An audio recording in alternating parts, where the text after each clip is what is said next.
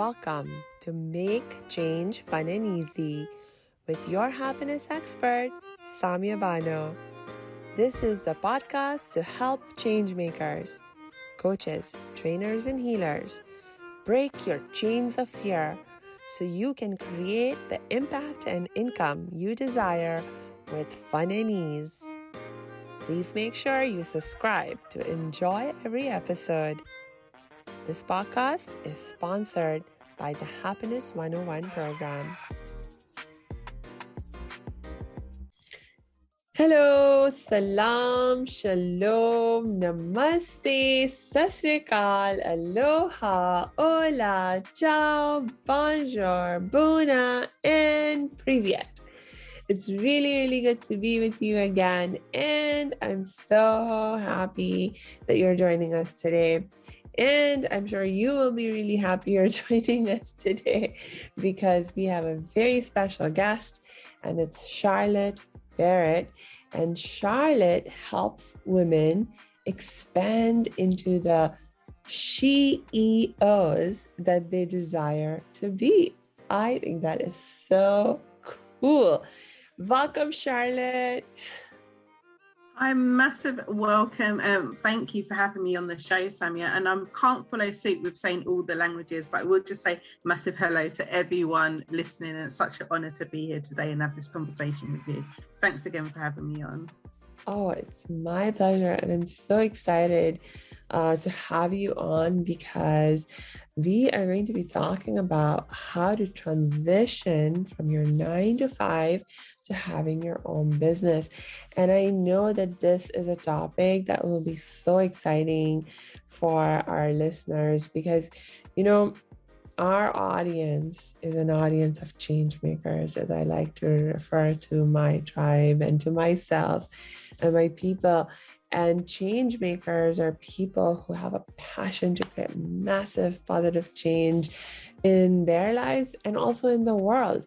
And you can rarely do that when you're stuck in a job, especially if it is like a job that you don't really love to do. And so a lot of change makers, you know, it's really their calling to start their own businesses, start their own organizations. And that can be a huge struggle. So I can't wait to learn more from you about how we can make that transition and make it more fun and easy. Exactly. It's one of my favorite topics. I'm so excited to just delve right in.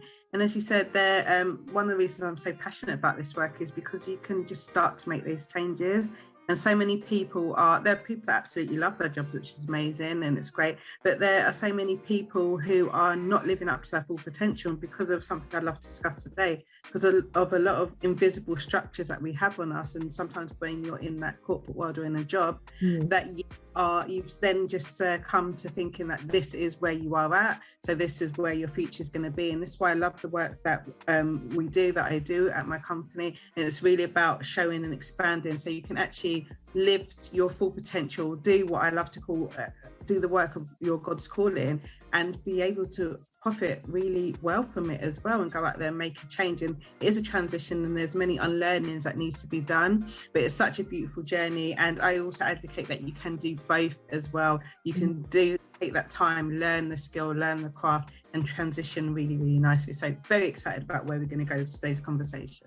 Awesome. Okay, so I guess my first question for you is just like when you think about all the people that you've worked with and maybe you've made this transition yourself, what do you think is like one of the big challenges that come up in people's way when they're trying to make this transition from 9 to 5 to having their own business? Yeah, so there's so many different nuances and everyone's circumstance is different. But I think just touching upon what I alluded to at the beginning, I think what has happened is as us growing up in society, you know, we're predominantly talking a lot of people growing up in Western society, you go through the school system, you go through the university, college, wherever you may be in the world. But there's a lot of systems, a lot of societal pressure, and a lot of that is imposed on who you need to be. Right. So and as you even go through the employment career, maybe you started to develop a corporate career, what happens is you then start to take on all of those views of who you need to be, and you take that on as a persona, and that then becomes your identity. So now when you've listened to a podcast like this, you've really interacted with change makers like there are in your community, and that spark's been lit, and you're like, okay, I want to now start my business. The biggest obstacle, and this is why I always start with this work first before we go into the strategy, is the identity of seeing who you can be as well. And that's the massive block. It's really looking at identity of where you can go, and that where you are right now doesn't dictate your future circumstance. And there's something that I always say to people, you know, if you're building your business, we can test where you are in terms of identity and what you believe, by simply saying, if you went into a networking meeting and or you went into maybe a dinner party and someone asked you, what do you do? What are you going to say first? Are you going to say I'm a whatever your job title is, or are you going to say I'm an entrepreneur? That's usually a telltale sign if you've really bought in to the identity that you're an entrepreneur. And it can be really scary because we don't know what we don't know. But a lot of it comes down to adapting that, you know, maybe you're made for so much more, and also that belonging. I think worthiness and belonging, that you can go out there, you can be a change maker. It's not just for someone else that you've seen, that you've listened to, or you've watched a YouTube video, listened to a podcast, that actually that can be you. And that's the biggest block. And there's something this come up, just love to share this. One of my mentors said that a lot of the times we will take the long way around to something, maybe it's our destiny, our calling, our business, because we don't feel that we belong, and you know that can look like self-sabotage. But when we work on identity and we really take in that actually we belong over there, we are entrepreneur, we're change maker, we're healer, we can operate from all of whatever it's going to be, then you're going to take the quicker route to that. But when you don't feel like it, so that's why identity is such a massive piece of it for me as well. That is such an excellent point. And, you know, in some ways, I wasn't expecting you to give this answer. Because in my head, you know, if you had asked me that question, I would have been like, you know, it's the fact that most of us actually don't have any education around business. Like, for example, myself, I became a coach and a trainer and a healer that I am. And I mean, I started my practice, my business around that work because I love coaching and I love training and I love healing. And I got trained in how to be a coach and a trainer and a healer, but I never got trained in business. And so, you know, I personally in my head was used to thinking that that was the biggest hurdle. But as I've listened to you, like, oh my gosh, you're actually right, Charlotte, that identity is a deeper and more root cause part of the struggle. Because if truly there is a lack of knowledge, I mean, that's a really easy problem to solve. Yeah. Like, it's so easy to get knowledge, especially when it comes to business. There's so many trainings and books and gurus out there that you can work with and learn from. So getting the knowledge is not the hard part, but to own the identity, to figure out your identity as a business person, that indeed, I mean, that literally took me years to figure out. Yeah, and you're so right. I always say we're in the information age, and this is why I would say to clients, don't worry about giving out your free tips or things. That's not actually what people buy in. You can get, as you said, anything. We can go and find out any single thing. We can even learn to build a house if that was our desire. But why Coach Mentors come into space is that space to be held to transform and really own that identity. And so many long time I did miss that, but it's why we skirt around. We'll buy a program and won't do it because we haven't aligned with that identity to actually execute what is in the program. Subconsciously, at least know us executing is going to give us the results, which means we have to step into that identity of that business. Yeah. Oh my gosh. So when you talk about, you know, sort of becoming grounded in our identity and so forth, how do we actually do that? Hey, thanks for tuning into this episode. Hope you're getting value out of it. For your information, this episode has been sponsored by the Happiness 101 program. Are you a change maker, coach, trainer, or healer? Are chains of fear holding you back from making the impact and income you desire? Using a unique combination of positive psychology and the spiritual wisdom of our most effective change makers, the Happiness 101 program helps you break through your limiting beliefs and manifest the abundance and success you desire with fun and ease. Interested? Book a free Happiness 101 exploration call with me, your happiness expert, Samia Bano. Just use my online calendar link in the show notes. Now back to the show. Yeah. So it is a mixture of tools and it's a process and it's dependent on where you are. But one thing I will say, it's ongoing, because every level you get, whether it's business, if you're going to look at monetary or impact, there's going to be another layer to that to really unpeel and then go to that identity. So some things, just practically, some of the things I like to do with clients when they come on board and I start working with them, I ask all my clients to write a letter from their future self to where they are now, because we actually do, that identity is part of us. We just haven't merged and fully formed into it. If we have that in us, we wouldn't have wanted to take the steps in business. We're talking in this example, we would have wanted to take the steps to start that business. First and foremost, and get my clients to get in tune and just start to feel and sense what the identity may look like. It may not have embodied it yet, and embodying does take a process, but writing a letter from your future self to where you are now. If you sit and you tap into yourself and you just sort of like spiritually line, you can get so much wisdom. That's just a practical first step, and that's what I get everyone to do. Then there's things that's going to be like, okay, at first it's going to be little things like building your self-esteem as well. So I would say every promise you're making to yourself, keep it, even if it's something so minute. Like, I remember I used to have this thing in terms of, okay, Charlotte, you are going to not leave dishes in the sink overnight, because that's a promise you want to make. And I know that's part of the identity, and that's something I was always working on. So just keeping those little promises to yourself, and it can be as minute in terms of domestic stuff, but it can be a big thing, like you're going to attend that webinar, you're going to listen to this podcast, every week, whatever it may be. Keeping those little promises to yourself. We think it doesn't make an impact. That starts to build your self-esteem. Once you build your self-esteem, you start to build the confidence. Once you have the confidence, you're going to go out and start to implement and do and take on that identity of the business owner. You're going to execute, even if you're in your 9 to 5 and maybe you're taking on the hat of employee where you are waiting for permission. When you go and start work on your business, maybe 8 till 10, you're going to take that hat off and you're going to realize that actually you don't need permission. You can go and execute because you've built that confidence within yourself.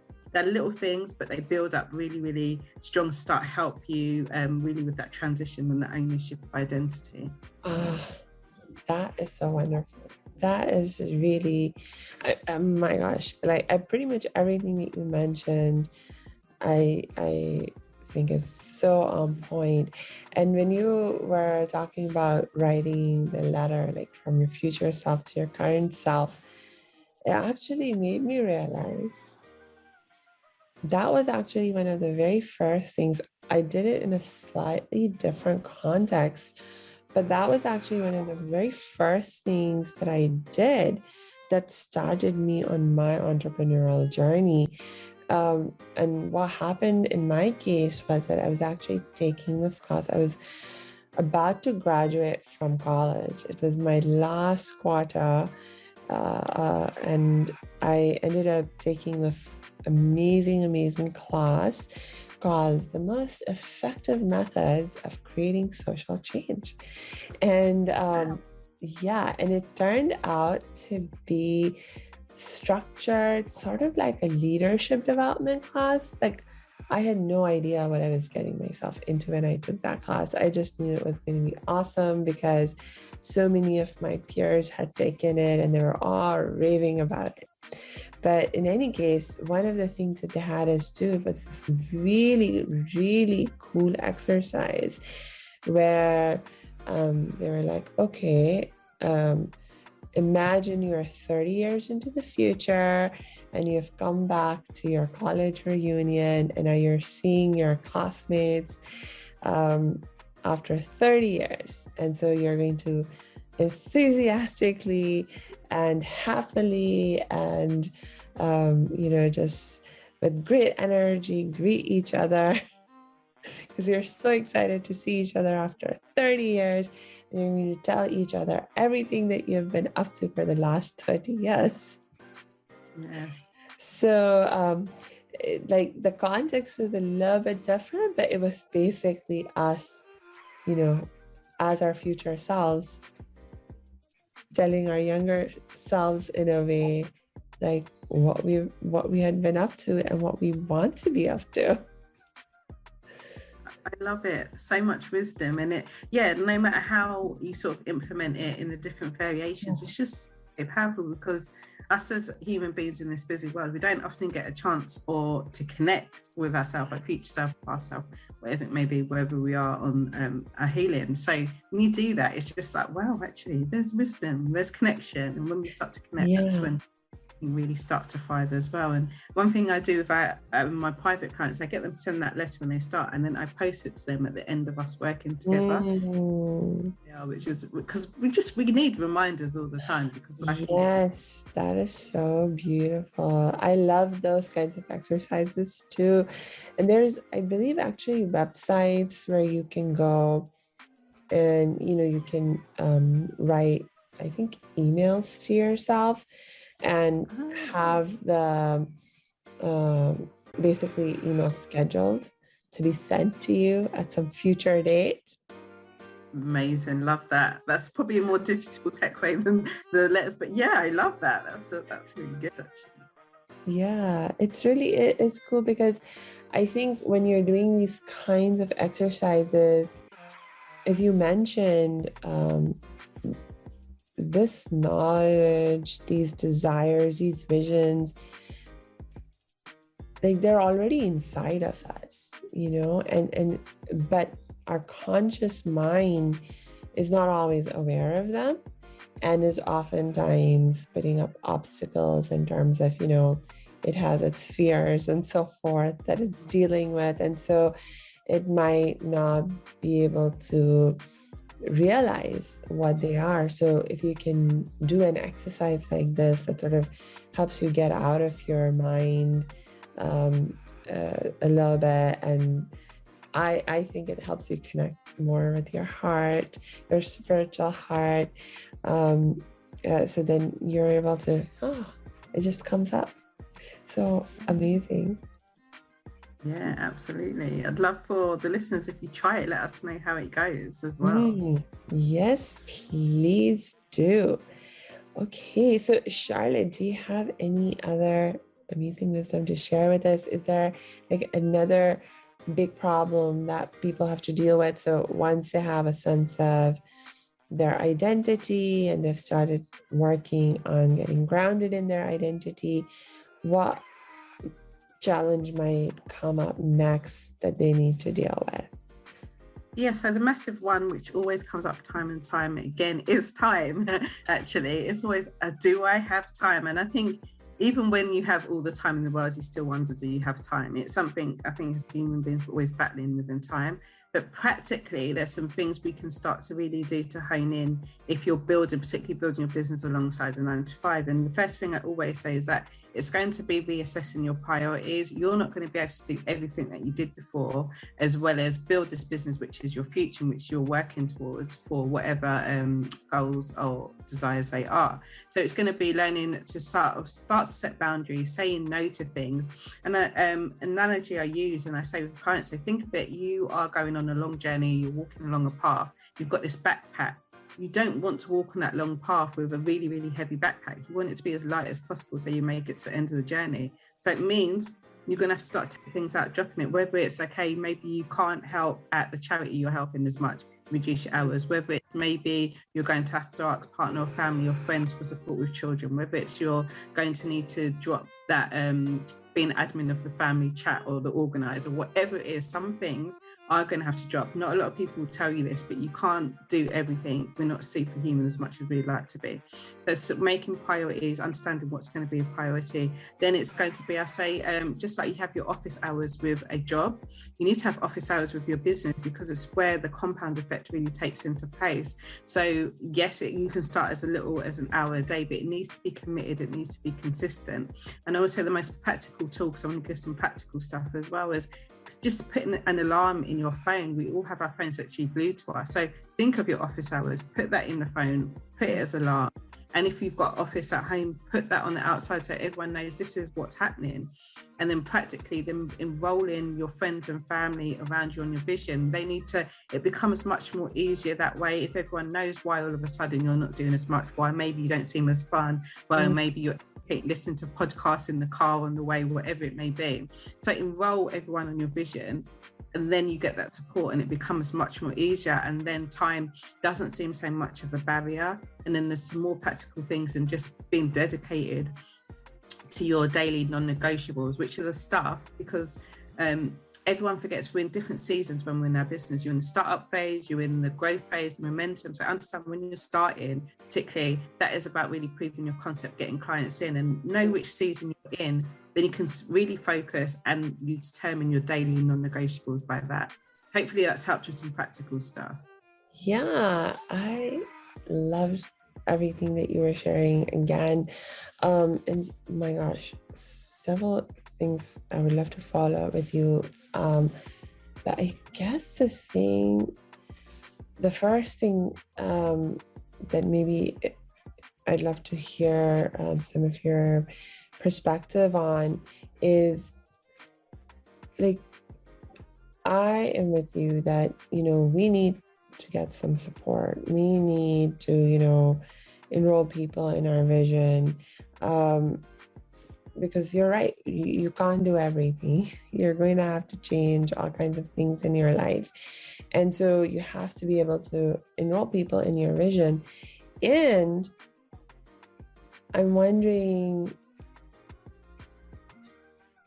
I know, for me, when I began that process, I met a lot of resistance. Not everyone was ready to support. And a lot of people were very skeptical, and a lot of people were like,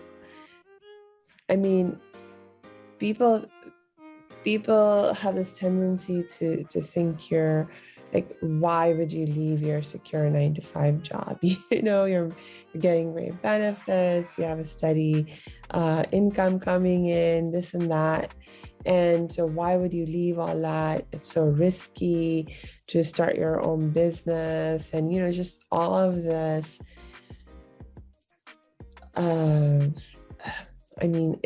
It's discouragement, that you're getting from people.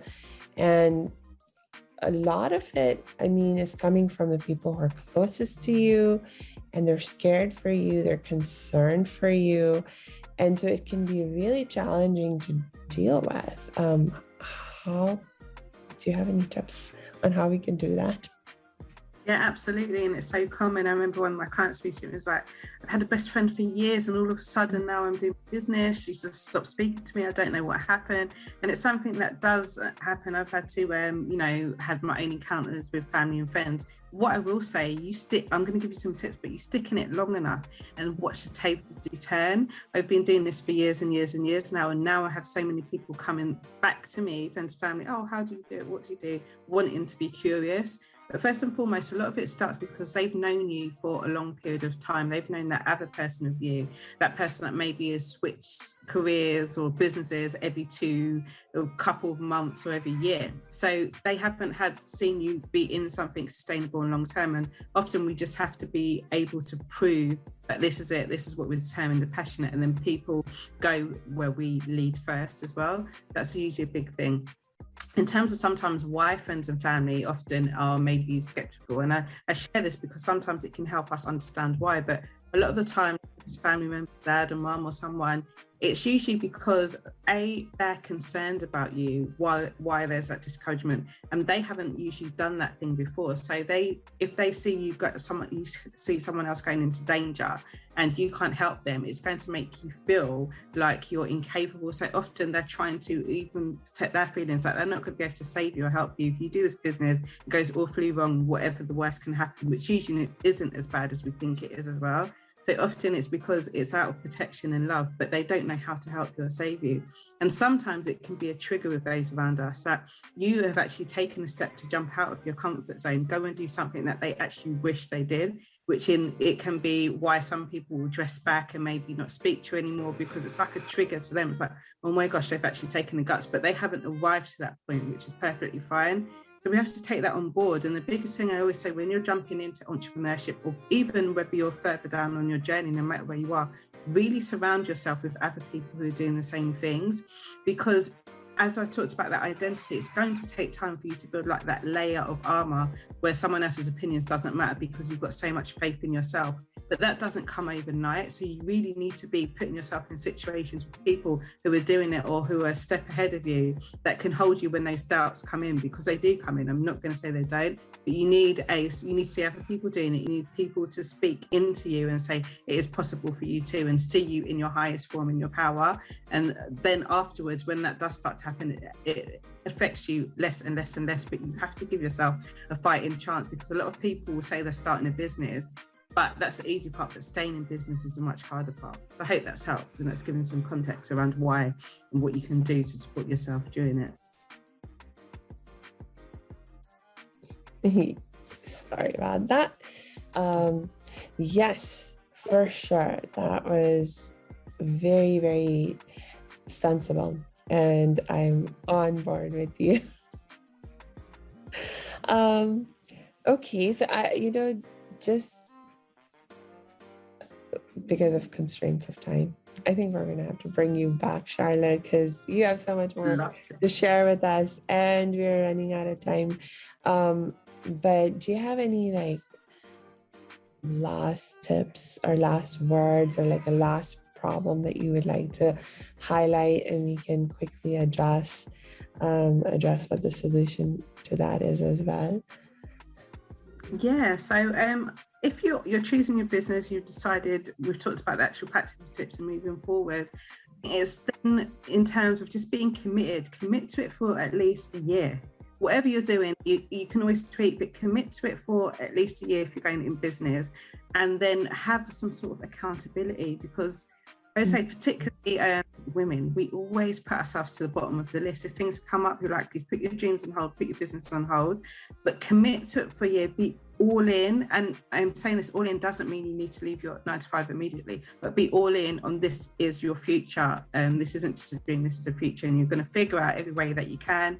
You're going to find the information and support, the resources. You're going to implement some of the tips we shared about, you're going to connect with the wisdom inside, but be all in, because when you're half in, I'm there, I'm this, I'm that, you're not going to get the results. It's going to take you longer to get where you're getting as well. So just commitment part, and it's really, and the consistency is probably the most boring part of business. Many people going into business are creative, so they want to do this and that, and it can be counterintuitive, but that's going to give you the stability to be able to go out there and really excel and do things that you want to do, and be able to bring in support to help you where maybe aren't your strengths so much as well. So I just want to bring that round to that, because the supporting stuff is really instrumental in you staying in business. Yes. Oh my gosh. Every time you share something, oh my gosh, I'm like, I love this. There's so much I want to follow up on. The point you made about commitment, that is so true. And for me, I know that it's I had to keep reminding myself of that vision, that goal, that dream that my about to graduate from college self showed me about the change that I wanted to create in the world, and not just for me, but I really, it's I want to help people, and so to remind myself of, okay, how is it that I wanted to help people? What's the most meaningful way that I can help people? And what was that more specific vision that my future self showed me? To keep going back to that, because otherwise it's like so easy to get caught up in the everyday drama that happens in life, and then those other things begin to seem more pressing, more urgent. And this is like,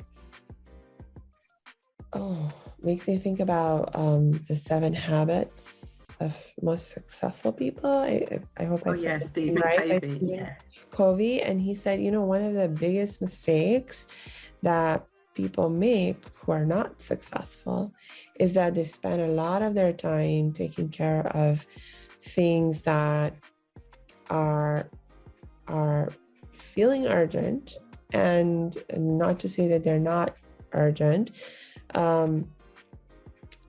but what they ignore in the process are the things that are really important but don't feel so urgent.